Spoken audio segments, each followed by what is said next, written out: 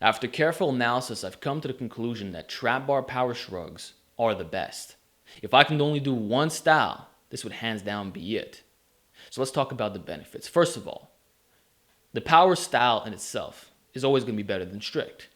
Not saying strict form is bad, but when you use leg drive, it allows you to get the weighted stretch overload without compromising the movement pattern in a negative way. You're still getting the concentric, you're still squeezing your traps at the top, but now you get the eccentric loading factor with a much heavier weight.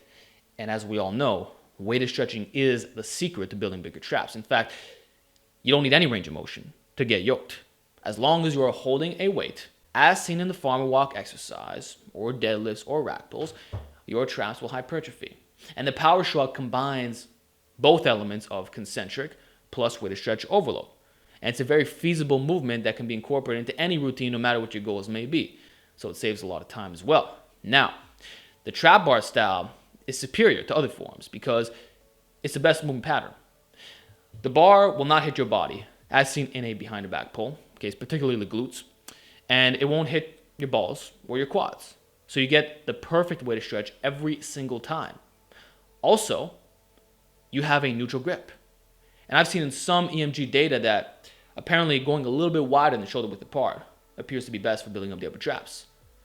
Now with the trap bar, most of them are built a little bit wider, right? So you're kind of getting that semi-snatch action.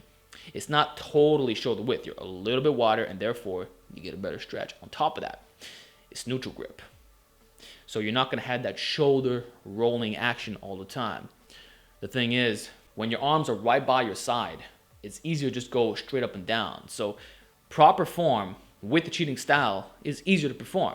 Not saying that perfect form is required in the first place, far from it when shrugging. But it's cool to know that you're getting a decent exercise in without crazy compromise in a sense. On top of that, this variation allows you to lift heavier loads.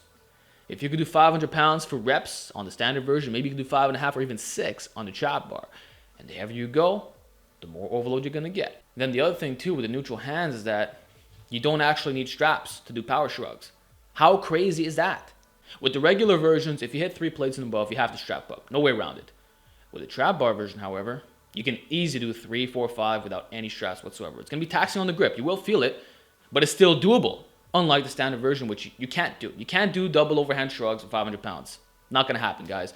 But with the neutral grip, because the bar is not rolling, because it's easier to grab from that position, you don't have to strap up. That said, I'm pro strap. I still think you should do it. But it's nice to know that you can just go in at any given workout and just rep it out. Okay, so that's a nice benefit. And also the neutral grip, again, I need to stress this point that the bar will not hit your body.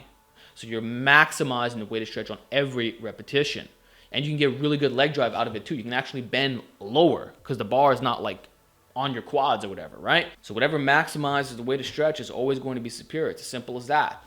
So that's why I think the power style, there's no other version that can match it. It's the ultimate straight weight shrug that allows you to go heavy, that allows you to use volume while maintaining the best possible form in the cheating version, okay? And like I said, you could always use a strict movement pattern right after. So you could start off with heavy power shrugs and then do strict for volume right after. Or you could do the other way around, kind of like the Scott Herman approach, cheat and recover. You do strict first and then you drop set it with cheat reps, okay? Now in terms of executing the trap bar power shrug, there's 2 versions.